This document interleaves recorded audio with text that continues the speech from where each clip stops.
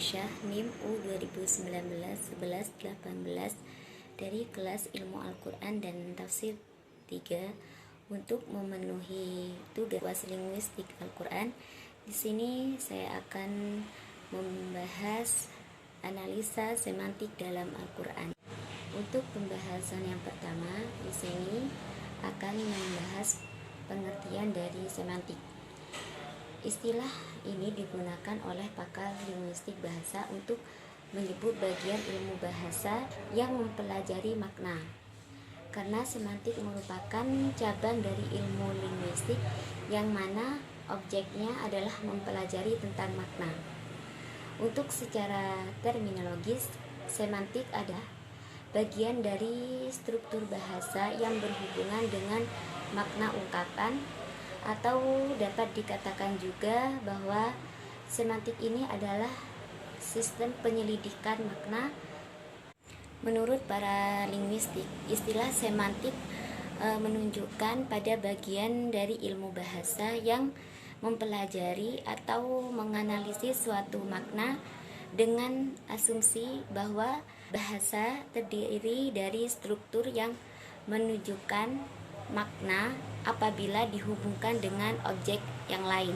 Untuk pembahasan yang selanjutnya yaitu analisis semantik surat Al-Alaq ayat 1. A'udzu billahi minasyaitonir rajim. Bismillahirrahmanirrahim. Iqra bismi rabbikal ladzi khalaq. Bacalah dengan menyebut nama Tuhanmu yang menciptakan. Dalam ayat ini menggunakan dua kata kerja yang berbeda bentuknya. Yang pertama itu menggunakan kata kerja fi'il amr yaitu iqra, dan untuk kata kerja yang kedua itu menggunakan kata kerja bentuk lampau.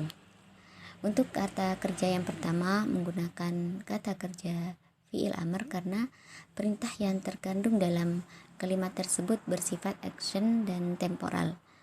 Artinya perintah di sini bukan hanya berlaku sekali saja, namun berlaku untuk seterusnya dan berkali-kali, serta berlangsung dari satu waktu ke waktu yang lain. Sedangkan kata kerja yang kedua menggunakan sigot madhi yang menunjukkan penciptaan manusia itu sudah selesai. Dan yang selanjutnya yaitu beberapa pandangan mufasir tentang ayat ini.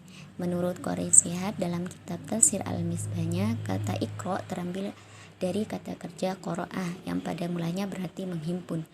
Apabila merangkai huruf atau kata kemudian mengucapkan rangkaian tersebut berarti telah menghimpunnya, yakni membacanya. Dengan demikian, realisasi perintah tersebut tidak mengharuskan adanya suatu teks tertulis sebagai objek bacaan. Tidak pula harus diucapkan sehingga terdengar oleh orang lain. Menurut Syekh Abdul Halim Mahmud dalam Tafsir Al-Misbah mengatakan bahwasanya dengan kalimat Iqra bismi rabbika, Al-Quran tidak sekedar memerintahkan untuk membaca, tetapi membaca adalah lambang dari segala apa yang dilakukan oleh manusia, baik yang sifatnya aktif maupun pasif.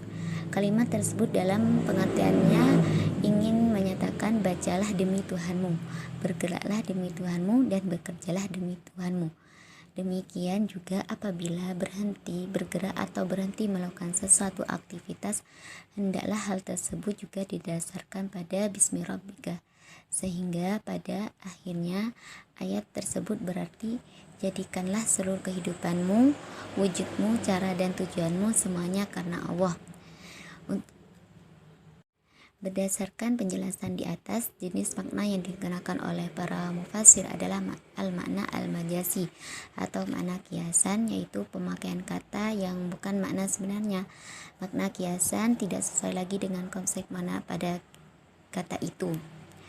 Makna kiasan sudah bergeser dari makna sebenarnya. Jadi kata bacalah ditafsirkan menggunakan makna kiasan karena maknanya sudah bergeser dari makna sebenarnya. Akan tetapi masih memiliki kaitan dengan kata yang ditafsirkan, yaitu kata menghimpun. Artinya mengumpulkan atau menghimpun apa yang telah dibaca. Cukup sekian dari saya. Terima kasih. Wassalamualaikum warahmatullahi wabarakatuh.